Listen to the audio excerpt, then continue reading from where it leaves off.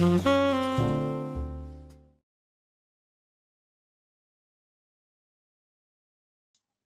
kita berdoa, berfirman lagi. Terima kasih ya Tuhan. Pagi ini Tuhan memberikan kesempatan lagi untuk bisa memberitakan firman Tuhan, di mana kami akan mengkhotbahkan kasih mula-mula yang terambil kitab Wahyu 1:2-7. Bila melalui pemberitaan firman Tuhan ini kami digugah sekali lagi oleh Tuhan untuk mencintai Tuhan lebih dalam, seperti kasih mula-mula. Roh Kudus akan tolong kami, sehingga setiap apa yang kami keluarkan, statement yang kami keluarkan betul-betul dari Engkau sendiri ya Tuhan. Berkatilah Tuhan pemberitaan firman ini Tuhan dari awal pertengahan akhir. Kami nyalakan semua dalam kedaulatan Tuhan. Di dalam nama Tuhan Yesus hamba berdoa dan mengucapkan syukur. Yang percaya katakan amin. Saudara, pada pagi ini kita akan membaca dalam kitab Wahyu 2 ayat 1-7. Itu judulnya adalah kasih mula-mula. Saudara. Ayat 2-7 karena cukup pendek, saya akan membacakan ini ya. Ini kepada jemaat di Efesus, saudara. Tuliskanlah kepada malaikat jemaat di Efesus, inilah firman dari Dia, yang memegang ketujuh bintang itu di tangan kanannya, dan berjalan di antara ketujuh bintang kaki dian emas. Aku tahu segala pekerjaanmu, baik jeripayahmu maupun ketekunanmu. Aku tahu bahwa engkau tidak dapat sabar terhadap orang-orang jahat, bahwa engkau telah mencobai mereka yang menyebut dirinya rasul, tetapi yang sebenarnya tidak demikian. Bahwa engkau telah mendapati mereka pendusta, dan engkau tetap sabar dan menderita oleh karena namaku, dan engkau tidak mengenal. Namun demikian aku mencela engkau, karena engkau telah meninggalkan kasih mula-mula. Sebab itu, ingatlah betapa dalamnya engkau telah jatuh. Bertobatlah dan lakukanlah lagi apa yang semula engkau lakukan. Jika tidak demikian,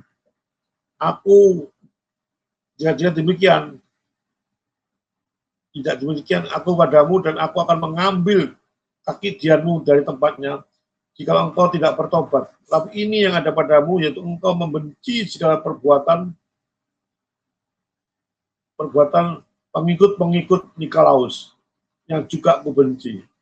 Siapa bertelinga, hendaklah yang mendengar apa yang dikatakan Roh kepada jemaat-jemaat. Barang siapa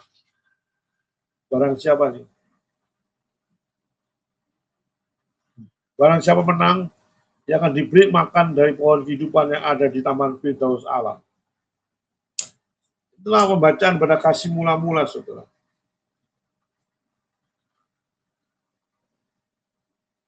Saudara, ini surat Wahyu ditujukan kepada jemaat Efesus, saudara. Di dalam penglihatan pada Yohanes, saudara, di Pulau Patmos, saudara. Kita akan membahas mengenai kasih mula-mula, saudara. Saudara, dikatakan seperti ini, saudara, ketika hamba Tuhan telah meninggalkan kasih mula-mula, betapapun hebat doktrinnya dan pelayanannya, saudara. Dikatakan di dalam Alkitab ini, dalam Wahyu 2, hamba Tuhan itu dikatakan sudah jatuh pada dosa. Walaupun hamba Tuhan begitu hebat ya doktrinnya, bicaranya, khotbahnya, pelayanannya. Tapi kalau saudara dikatakan hamba Tuhan itu sudah meninggalkan kasih mula-mula, dikatakan ayat ini betapa dalamnya kamu jatuh dalam dosa. Saudara, khotbah ini mau mengingatkan kepada saudara, betapa pentingnya memiliki kasih mula-mula, saudara. Karena ditekankan di dalam Wahyu 2 ini, dikatakan yang saya paling menyoroti, dikatakan betapa dalamnya kamu jatuh pada dosa. Kalau kamu meninggalkan kasih mula-mula, saudara. Saudara, saya pikir ya, sebelum saya membaca mengkhotbahkan ini, saudara, saya pikir kejatuhan hamba Tuhan itu cuma disebabkan oleh 3 hal, saudara. Ini saya pikir sebelum saya membicarakan khotbah ini, saudara. Mungkin hamba Tuhan itu jatuh di dalam bidang seksual. Mungkin hamba Tuhan itu jatuh dalam bidang keuangan. Mungkin hamba Tuhan jatuh dalam bidang kekuasaan. Dan seringkali kita juga sesama hamba Tuhan seringkali membicarakan cuma 3 hal ini. Kejahatan hamba Tuhan. Masalah seks, masalah keuangan, masalah kekuasaan. Lainnya lah saya nggak pernah jatuh. Dan kalau ketiga hamba Tuhan, kalau hamba Tuhan itu sudah melakukan ketiga hal itu, tidak jatuh pada ketiga hal itu, hamba Tuhan itu merasa hebat. Merasa, waduh aku sudah lolos ya, daripada hamba Tuhan. Itu dalam konsep pikiran yang lama. Makanya itu belajar firman Tuhan itu luar biasa hebatnya kemajuan. Konsep lama dalam diri aku mengatakan ketiga hal itu ada kejatuhan hamba Tuhan yang paling utama. Kalau hamba Tuhan sudah lolos daripada ketiga itu, saya katakan hamba Tuhan itu hebat. Itu dalam konsep pikiran saya. Tapi setelah saya membaca kitab Wahyu, kita membacakan khotbah dari kasih mula-mula, Wahyu 2:1-7, bukan masalah ketiga itu menjadi suatu hal yang hebat. Tapi justru saudara tidak punya kasih mula-mula itu jatuh pada dosa yang paling hebat. Saya baru sadar. Oh, dosa hamba Tuhan meninggalkan kasih mula-mula itu dosa yang paling hebat. Saudara, kalau saudara melihat daripada gereja-gereja, dosa seksual itu menjadi dosa yang paling dihabisi oleh majelis atau pengurus gereja. Kalau saudara hamba Tuhan itu jatuh pada dosa seksual, saudara itu tidak ada ampun. Rasanya integritas semua hamba Tuhan akan dibuang semua sepanjang seumur hidupnya. Dan saya sering bertanya pada majelis hamba Tuhan atau pengurus kita, kenapa sih kamu punya gereja menerapkan sistem itu? Kalau hamba Tuhan mungkin kejatuhan masalah keuangan, masalah ajaran sesat, masalah macam-macam. Seringkali saudara cuma memperingati. 5 bulan ya tidak boleh khotbah, setelah itu bisa khotbah lagi. Ada keuangan yang diselewengkan, ya sudah kalau bertobat bisa khotbah lagi. Atau hamba Tuhan yang acuh tak acuh, yang malas bisa dinasihati, cuma dikasih hukuman sedikit, bisa diberi kesempatan lagi. Tapi kalau sudah jatuh pada dosa seksual, rasanya pimpinan atau majelis gereja itu tidak memberikan kesempatan lagi. Dianggap ini dosa yang paling hebat. Itu konsep yang salah. Bukan berarti saya membenarkan dosanya, enggak. Semua dosa zaman itu sama. Tidak ada dosa favorit, dosa besar, kecil, enggak. Semua dosa sama, mestinya diperlakukan sama. Kalau satu demikian, saudara tidak beri kesempatan pada orang berzina, orang berzina itu mungkin bertobat. Siapa tahu. Kenapa saudara tidak memperlakukan seperti orang tadi yang kasih uang, penyelewengan uang, bertobat, mulai sekarang tidak sudah menyelewengkan uang. Saudara beri kesempatan lagi untuk bertobat. Tapi kenapa sebagai orang berzina sehingga dia beri kesempatan? Itu adalah konsep yang salah. Tapi hari ini saya akan bicara mengenai konsep yang lain. Yaitu kejatuhan hamba Tuhan, kehilangan kasih mula-mula. Saudara kalau membaca di ayat 5, saudara, dikatakan betapa dalamnya engkau telah jatuh. Saudara, saya akan melihat hal ini, saudara. Apakah Allah pada waktu menegur hamba Tuhan atau jemaat Efesus itu karena dosa seks, karena dosa keuangan, atau karena dosa kuasa? Enggak. Jemaat Efesus jemaat yang luar biasa hebatnya. Tidak terlibat dalam seks, tidak terlibat dalam keuangan, tidak terlibat dalam kuasa. Jemaat yang paling dipuji-puji oleh Tuhan adalah jemaat Efesus. Tapi kenapa di tengah-tengah pujian-pujian itu Allah mengatakan kamu telah jatuh pada dosa yang paling dalam, yaitu dosa kehilangan kasih mula-mula. Apakah jemaat Efesus suam-suam kuku? Enggak. Apa jemaat Efesus lemah? Apa jemaat Efesus tidak mengerti doktrin? Suka buah? Enggak. Semua dilakukan jemaat Efesus hal yang begitu baik. Baik secara doktrinal, baik secara etika, semuanya begitu luar biasa hebatnya. Tapi di tengah-tengah itu, saudara, Allah menegur paling keras sepanjang jemaat yang lain. Jemaat di Smyrna, jemaat di Tesalonika ditegur, tapi tidak sekeras jemaat Efesus tegurannya. Walaupun jemaat Efesus itu jemaat yang begitu luar biasa. Kenapa saya katakan luar biasa, saudara? Kondisinya. Ada 3 hal yang coba saya jelaskan. Kenapa jemaat Efesus jemaat yang luar biasa? Di jemaat Efesus itu punya kegiatan pelayanan yang tidak habis-habisnya. Sangat tinggi sekali akumulasi pelayanannya di Efesus. Yang kedua, saudara, dia punya tiang doktrin yang begitu kokoh sehingga dia berani mengcounter ajaran Nikolaus. Berarti doktrin yang dikasihkan oleh hamba Tuhan di sana, saudara, luar biasa hebatnya. Bahkan yang menjadi persoalan saya kenapa Efesus hebat, dia tahan menderita, tahan dicela, tahan dikucilkan oleh lingkungan sekitarnya demi Kristus. Karena jemaat Efesus itu minoritas, Kristennya minoritas, semua itu penyembah dewa Artemis. Tapi di tengah-tengah siksaan, di tengah-tengah pencelahan, di tengah-tengah penderitaan, dia tetap eksis dalam melayani Tuhan dengan serius. Kalau baca ayat 2 dan ayat 3 ya, coba kita tampilkan ayat 2 dan 3. Kita baca secara perlahan-lahan, ayat 2 dan ayat 3. Ya. Aku tahu, gitu, dikatakan, aku tahu segala pekerjaan Allah. Allah tahu segala pekerjaanmu, baik jeripayamu maupun ketekunanmu. Allah tahu, aku tahu bahwa engkau tidak dapat sabar terhadap orang-orang jahat. Bahwa engkau telah mencobai mereka yang menyebut dirinya rasul, tapi sebenarnya tidak demikian. Bahwa engkau telah mendapati mereka pendusta, dan engkau tetap sabar dan menderita oleh karena namaku, dan engkau tidak mengenal lelah. Bayangkan ayat 2 dan 3, Tuhan itu memuji-muji.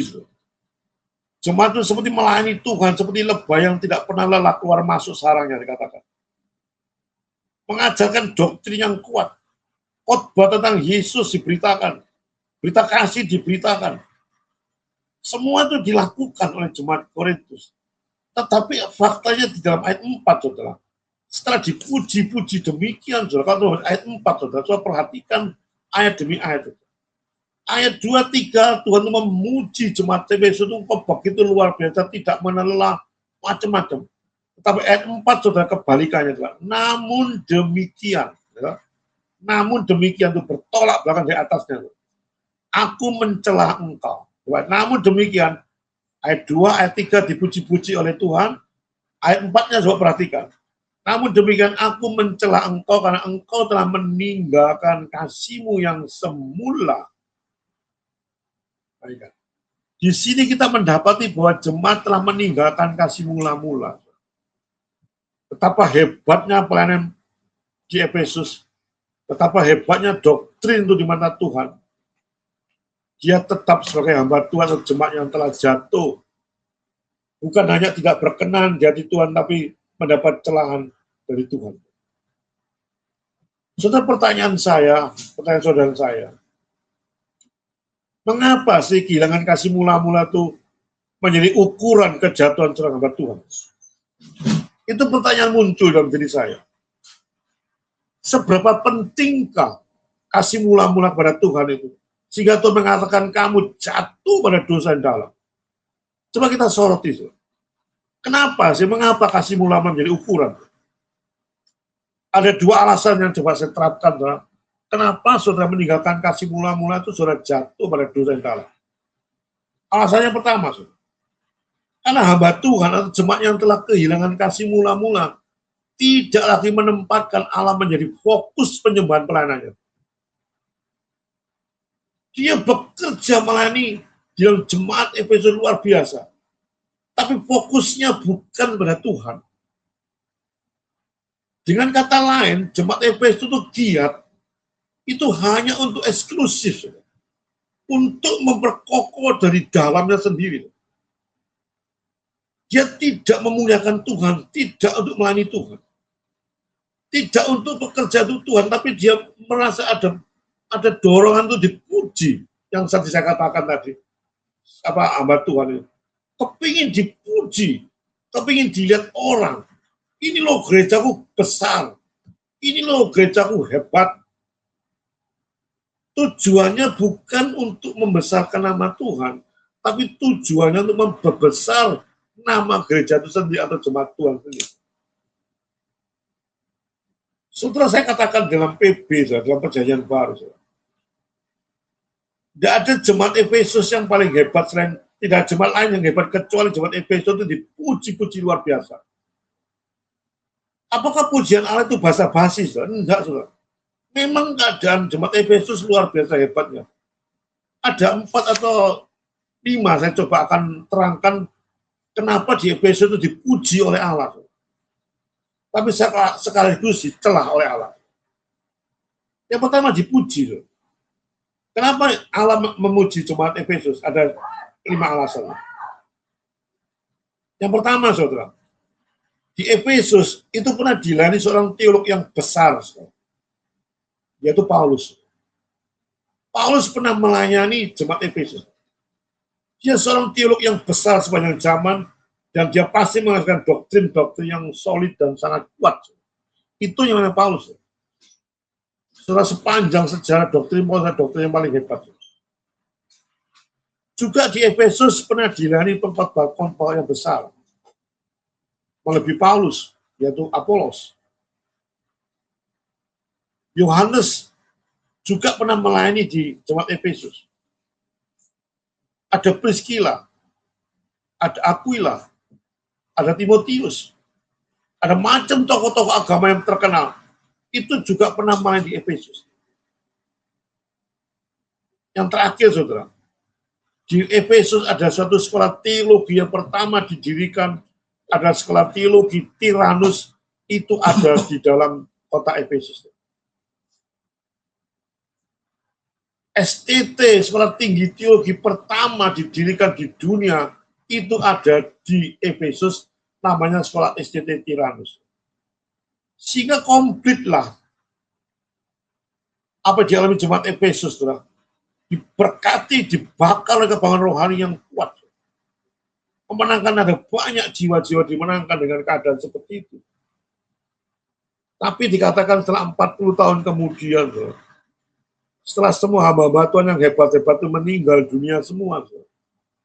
Ini surat ditujukan pada Efesus generasi kedua, saudara. Dalam tulisan Yohanes ini, saudara. Generasi pertama semua sudah habis. Paulus, Timotius, Priscilla, Aquila, Apolos, semuanya meninggal. 40 tahun kemudian, muncullah generasi kedua. Dan sudah tahu kerohanian sudah berbeda. Jemaat pada kerohanian pada generasi pertama sangat berbeda dengan generasi kedua. Tetapi kalau saya membaca ayat 6-nya, saudara, generasi kedua pun juga masih memiliki suatu sisa-sisa kejayaan daripada generasi pertama. Dikatakan kamu mempunyai doktrin yang kuat, mampu menyelidiki ajaran sesat, Nikolaus. Tapi justru di tengah-tengah kondisi ini dicela oleh Allah. Persoalan dicela oleh Allah itu bukan terletak pada isi kepala mereka, pengetahuan mereka cukup bagus, dipuji oleh Allah, tapi terletak pada isi hati mereka. Ini yang Paulus kecam. Mereka melayani dengan otak, bukan dengan hati yang saya katakan tadi. Hamba Tuhan itu melayani dengan hati, bukan dengan otak.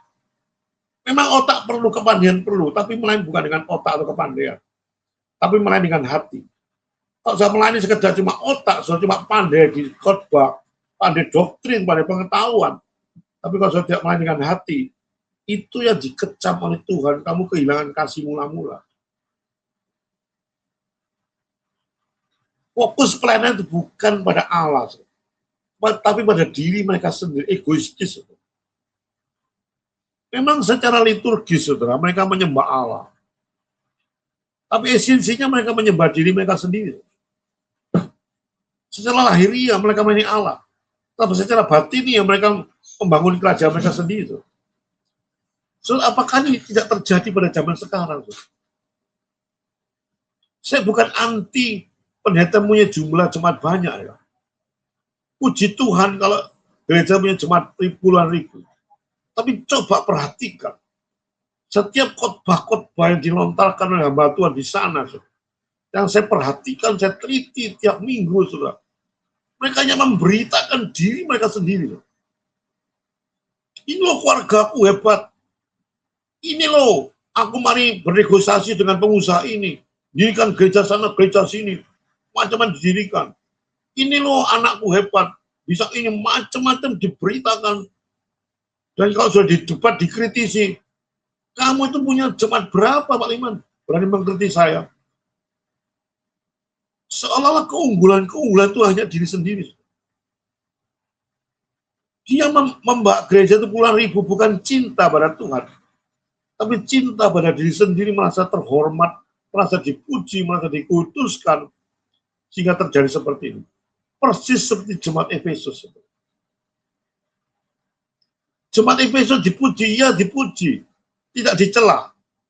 Juga jemaat sekarang, zaman sekarang kalau punya jemaat banyak, nggak mungkin Tuhan mencela, pasti memuji. Tapi dalam pujian-pujian itu ada celahan. Kamu hebat ya, tapi kamu hebatnya untuk diri sendiri. Dan itu kamu sudah jatuh pada dosa yang paling dalam. Jadi bukan ketiga hal itu, saudara, bebas dari seks, bebas dari keuangan, bebas dari kekuasaan. Aku menjadi anak Tuhan yang hebat. Saudara, kejatuhan kasih mula-mula itu kejatuhan yang paling dalam. Tidak standar. Dan itu adalah Alkitab. Jika saudara pada waktu mengembangkan jemaat saudara dengan tujuan bukan memuliakan nama Tuhan, untuk memuliakan nama sendiri, nama keluarga sendiri, nama kolega sendiri, saudara jatuh pada kasih mula-mula. Kenapa demikian? Saudara, kalau saudara membaca dalam kitab Keluaran 20 ayat 2 dan 5, saudara,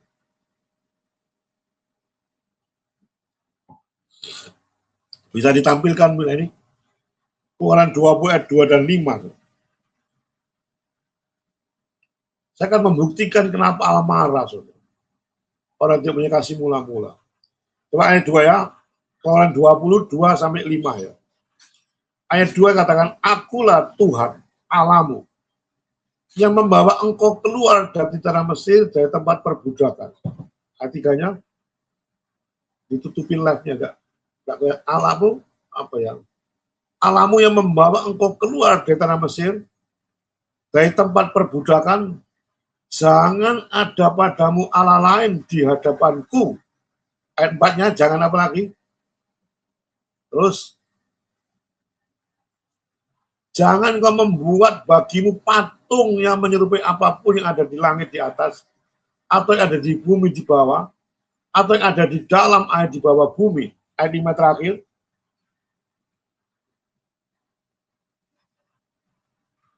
Janganlah menyembah kepadanya atau beribadah kepadanya.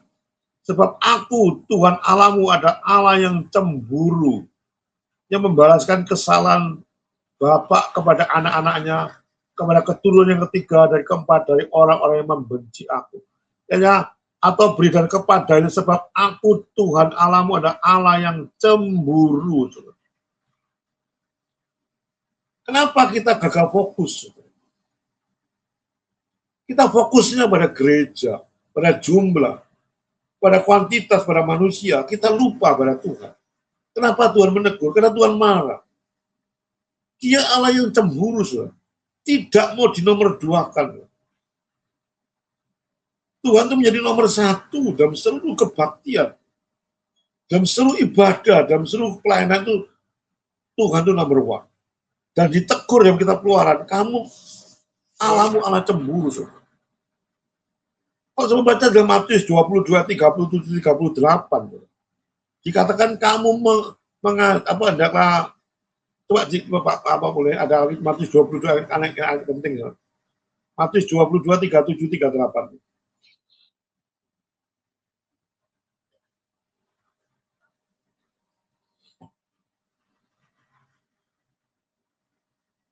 Jawab Yesus kepadanya, kasihlah Tuhan Allahmu, coba ya, pelan-pelan dibaca ya. Jawab Yesus kepadanya, kasihlah Tuhan Allahmu dengan segenap hatimu, dan dengan segenap jiwamu, dan dengan segenap akal budimu. Ayat 38, itulah hukum yang terutama dan yang pertama. Coba perhatikan kata-kata segenap. Segenap itu bahasa Surabaya apa ya? Segenap itu all out bahasa Inggrisnya. All out itu apa ya? Jintentek, maksudnya segenap itu ya seutuhnya. Segenap itu artinya bukan sebagian. Segenap itu bukan sekedar, bukan apa adanya. Kita melayani Tuhan, lah sudahlah sekedar melayanilah. Kita diberikan tugas untuk khotbah, ya sudahlah sekedar bisa bicara tanpa belajar firman Tuhan. Apa adanya lah. Setelah Tuhan tidak mau seperti itu. Dikatakan, hendaklah kamu dengan segenap. Segenap itu pada waktu Tuhan memberikan tugas kepada saudara saya, itu harus all out. Banyak berdoa, banyak persiapan, banyak belajar firman Tuhan. Sehingga dengan segenap itu saya berikan kepada Tuhan. Itu arti segenap. Bukan asal-asalan. Pusat penyembahan pelayanan itu pada Tuhan. Sudah segala sesuatu yang menggeser Tuhan dari fokus hidup kita adalah penyembahan berhala. Kita mementingkan ruangan. Kita mementingkan lampu. Kita mementingkan segala fasilitas. Oke, tapi kalau semua itu fokusnya pada itu, sehingga saudara berusaha semaksimal mungkin untuk membesarkan, dengan itu tampak memandang pada Tuhan, itu dikatakan penyembahan berhala. Makanya hati-hati hamba Tuhan ya. Jangan merasa senang kalau sudah punya jemaat banyak, puji Tuhan kalau banyak. Tapi coba introspeksi pada diri saudara, apa jemaat banyak itu dikembalikan kepada Tuhan? Atau kalau sudah merasa bangga, ini hasil karyaku. Seperti Paulus diangkat ketiga oleh Tuhan. Suatu pengalaman spektakuler yang luar biasa, tapi pada saat yang sama Tuhan berikan peringatan. Kamu ada duri. Sehingga Tuhan mengatakan jangan sombong dengan adanya satu penglihatan itu. Dan juga hamba Tuhan jangan pernah sombong pada waktu saudara mendapatkan suatu puji-pujian atau kantor jemaat banyak. Yang paling penting, apakah saudara ibadah saudara itu pusatnya Tuhan atau pusatnya pada diri sendiri. Saudara sepasang suami istri pun demikian, saya rasa. Adakah istri yang mau ditinggalkan suaminya setiap hari karena bekerja, walaupun pekerjaan itu perlu, saudara, untuk dapat uang, dapat nafkah untuk membiayai rumah tangganya. Tapi mungkinkah seorang istilah normal mau dikatakan kondisi seperti itu? Jam 6 sudah bangun, anaknya tidur, dia bangun keluar, anaknya tidur jam 10, dia datang ke rumah, terus tiap hari demikian, pekerja yang luar biasa, ekstrimnya, saudara. Sehingga seorang istri mengatakan, gak tahan aku dengan hidup dengan hal demikian. Aku ini kerja untuk anak, aku ini kerja untuk rumah tangga, apa demikian? Nomor dua kan istri. Apakah cuma istri diberikan uang? Atau perhatian? Kalau jam 5 bangun, jam 10, jam 11 pulang, tiap hari demikian, kapan ketemu nih? Apakah cuma itu? Sebenarnya juga dengan saudara. Kalau saya hanya memuji-muji keuangan, hanya memuji-muji kehebatan saudara-saudara, tidak fokus pada Tuhan, Tuhan marah. Aku ini apamu? Kata Tuhan. Kalau aku tidak diperhatikan. Setelah jemaat Efesus yang kehilangan kasih-Mu Allah, tidak lagi punya kepekaan untuk mendengar teguran Allah. Kalau sudah melenyengkan apa pelayanan pada orang lain. Tidak peka pada teguran Tuhan. Karena sudah sibuknya setengah mati dengan keadaan saudara sendiri. Ini dinamakan satu dosa nyeret pada dosa lain. Setelah makin saudara fokus pada duniawi, makin fokus pada diri sendiri, makin saudara tidak mendengar teguran Allah. Hamba Tuhan ada waktu untuk berhenti, saudara. Untuk merenungkan sejenak. Mobil pun perlu dicas, saudara. Aki pun perlu dicas, saudara. Terlalu sibuk pelayanan juga tidak baik. Sangat tidak pelayanan juga tidak baik. Sehingga ada keseimbangan. Sangat sibuk melayani Tuhan, tidak ada waktu untuk Tuhan juga tidak baik. Kapan doamu? Kapan kamu bersatu teduh? Kapan kamu berhubungan dengan Tuhan? Tidak ada waktu. Jemaatku 10.000 loh, satu ulang tahun, salah menghadiri, ada ini, ada itu, pagi berangkat, sudah sore malam pulang. Tidak ada waktu untuk Tuhan. Apakah itu pekerjaan hamba Tuhan seperti itu? Di mana manusia itu hebat, hamba Tuhan itu. Besuk luar biasa, orang tahu dihadiri, orang sakit didoakan, semua jalan terus. Tapi dalam dirinya ada kekosongan. Hidup ada satu keseimbangan. Kasih mula-mula, saudara. Itu harus ada dalam diri saudara saya. Kasih mula-mula juga bisa diumpamakan segala masa pacaran. Saudara. Ini saya analogikan sendiri. Saudara. Bagaimana masalah pacaran itu, kalau pertama kali pacaran itu semuanya serba perhatian. Minta apa dituruti. Minta ini dituruti, minta itu dituruti, karena kasih mula-mula itu ada. Mau naksir itu apapun dilakukan untuk mendapatkan sesuatu. Apakah setelah mendapatkan itu menjadi istri setelah menikah apa saudara geledak terima teleponnya yang ngamuk, minta pergi sama-sama ngerepoti. Sudah di rumah aja, dulu ngajak pergi, sekarang nggak mau pergi sama-sama. Apa model seperti itu? Apa saudara kehilangan kasih mula-mula? Dulu terima telepon rasanya, waduh, nggak ada telepon. Begitu loh, sekarang terima telepon ngamuk-ngamuk. Dulu suruh nunggu pun, disuruh gini mau, disuruh gitu mau.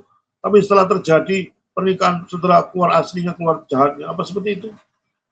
Itu tidak, makanya Tuhan kasih mula-mula itu harus ada. Dan itu sepanjang hidup saudara harus ada kasih mula-mula. Mencintai Tuhan.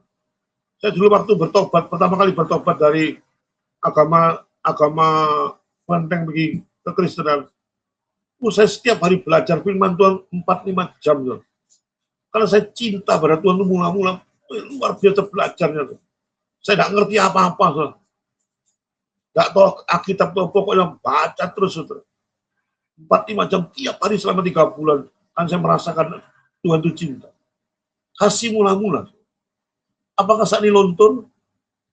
Ya, sekedar baca lah. Sekedar iseng lah, apa itu?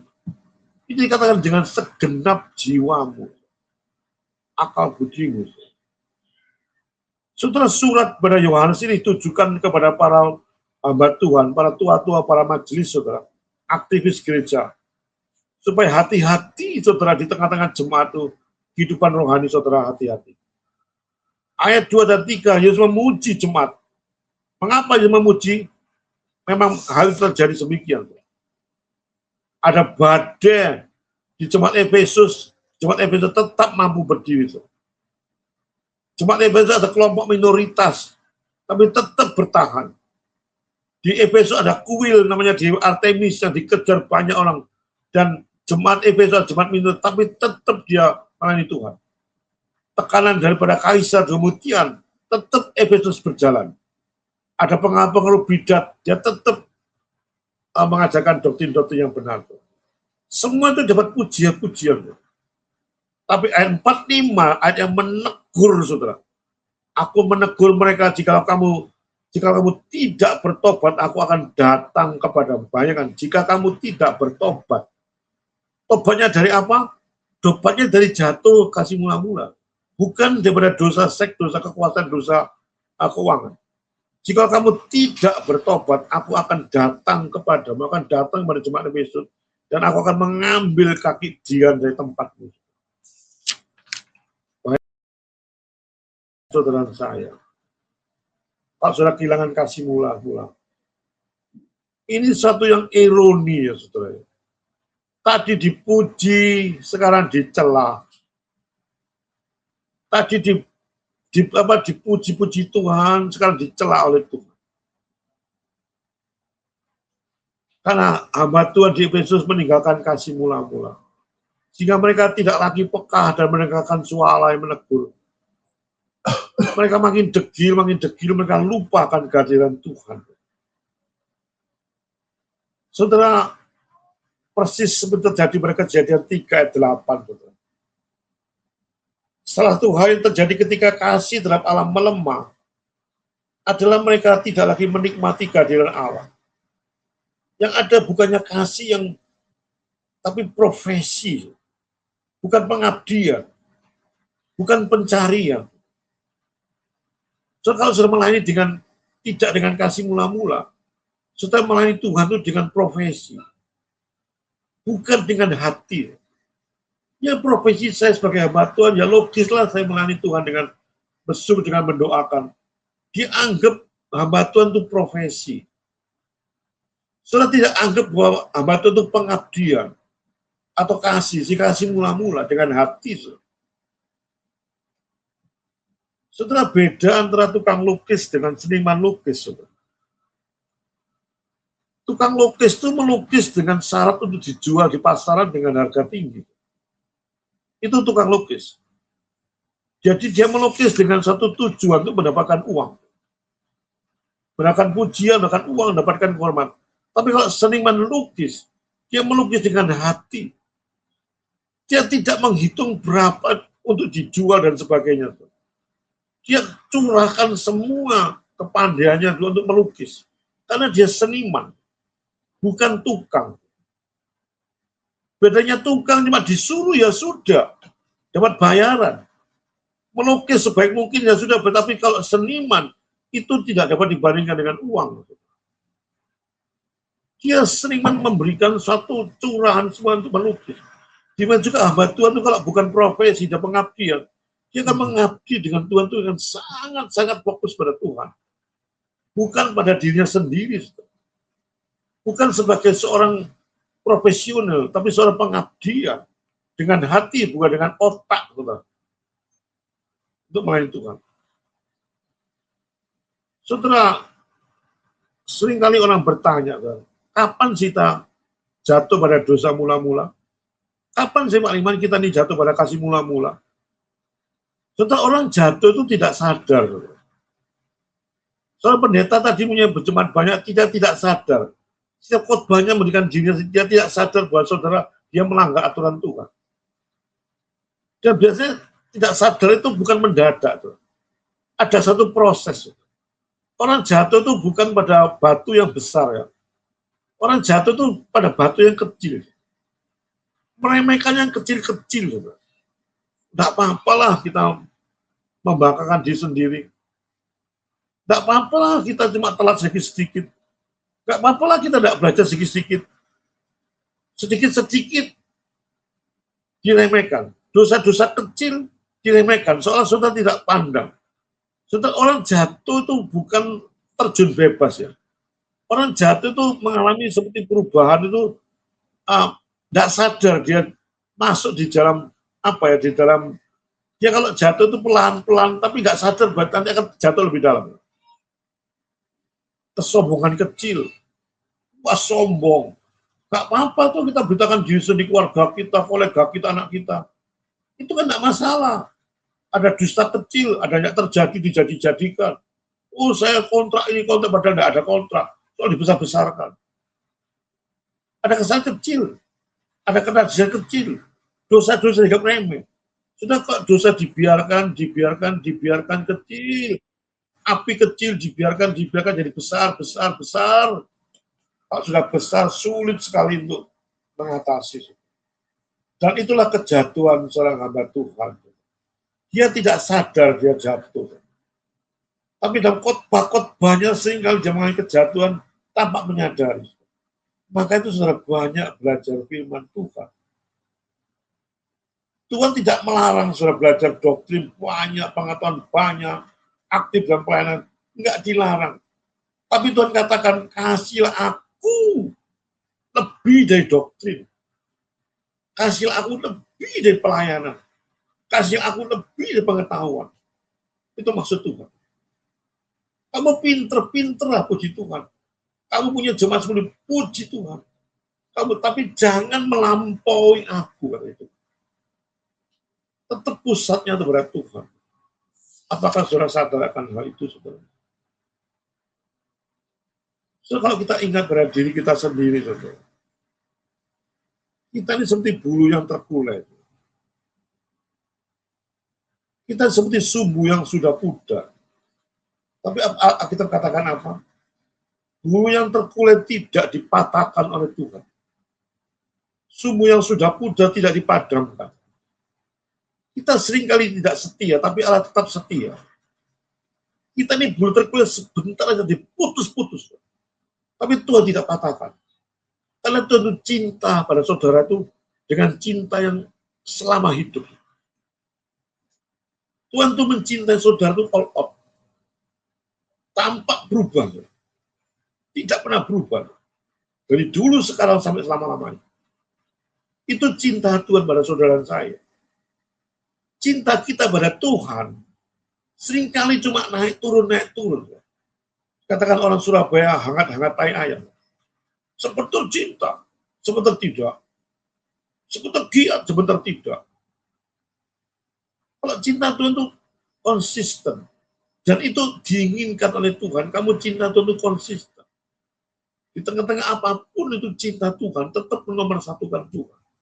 Sehingga setiap pertimbangan apapun pertimbangan itu, pekerjaan, keluarga, pelayanan, semua itu fokus pada Tuhan. Apakah itu menyenangkan Tuhan atau tidak ya? Karena hidup kita itu seperti bulu yang terkulai. Kita nggak patah pun itu karena Tuhan. Sebetulnya kita patah lah. Karena angin sedikit amblas. Ya. Sumbu yang sudah pudar itu kalau dia hapus itu padam. Tapi tidak pernah padam dan tidak pernah terkulai. Itu karena siapa? Karena Tuhan, tangan Tuhan yang menopang saudara saya. Tangan Tuhan yang menolong kita. Tangan Tuhan punya kasih yang luar biasa. Jika saya ingat akan itu, saudara. Kenapa saudara lupa pada Tuhan? Kenapa saudara sedikit-sedikit lupa? Bahkan sedikit-sedikit marah pada Tuhan? Saudara bertobatlah, saudara. Lakukanlah apa yang terbaik untuk Tuhan. Jangan saudara jatuh pada kehilangan kasih mula-mula. Kasih mula-mula seperti seorang pacaran. Yang saya memperhatikan detail demi detail. Saudara-saudara, mari kita kembali pada kasih mula-mula ya. Berapa lama saudara melayani Tuhan? Berapa lama saudara menjadi pendeta, menjadi aktivis? Kalau saudara kehilangan kasih mula-mula, saudara jatuh pada dosa paling dalam. Dan saudara bertobatlah. Kalau kita menang atas kesombongan kita, atas dosa-dosa kita, atas kedegilan kita, dan mengasihi Tuhan dengan kasih mula-mula, dikatakan kita akan makan daripada pohon kehidupan yang ada di Taman Firdaus. Kita akan tetap memerintah bersama-sama dengan Tuhan Yesus. Itu janji Tuhan. Ialah firman yang singkat ini membawa saudara kembali pada kasih mula-mula. Seperti saudara pacaran. Saudara menikmati dulu betapa Tuhan itu cintanya kepada saudara dengan kasih mula-mula. Saudara harus menunjukkan kasih mula-mula itu ada setiap saat pada hidup saudara sampai mati. Amin. Mari kita tundukkan kepala. Bapa di surga, siapa kasih hamba ini Tuhan? Hamba dikatakan seperti bulu yang terkulai, yang setiap saat bisa jatuh, yang setiap saat bisa amblas. Kita dilambangkan seperti sumbu yang sudah pudar, sebentar mati, tapi tidak kau padamkan. Bulu yang terkulai tidak kau patahkan. Ini menunjukkan kasih mula-mula dari Engkau yang begitu konsisten dalam kehidupan sebagai anak-anak Tuhan. Tuhan memperhatikan detail demi detail dari kebutuhan anak-anak Tuhan. Engkau mendengar suara domba-dombamu dan Engkau menolong setiap waktu dengan kasih mula-mula. Tuhan ajarkan hamba untuk bertobat. Untuk hamba juga memberikan yang terbaik. Memberikan kasih mula-mula kepada Tuhan. Mencintai Tuhan seperti awal-awal kami mencintai Tuhan. Supaya tidak luntur cinta itu. Konsisten sampai akhir hayat hamba Tuhan. Bila firman Tuhan membawa orang cinta lebih dalam pada Tuhan. Mengasihi Tuhan di atas segala-galanya. Di dalam nama Tuhan Yesus sama berdoa dan ucapan syukur. Amin.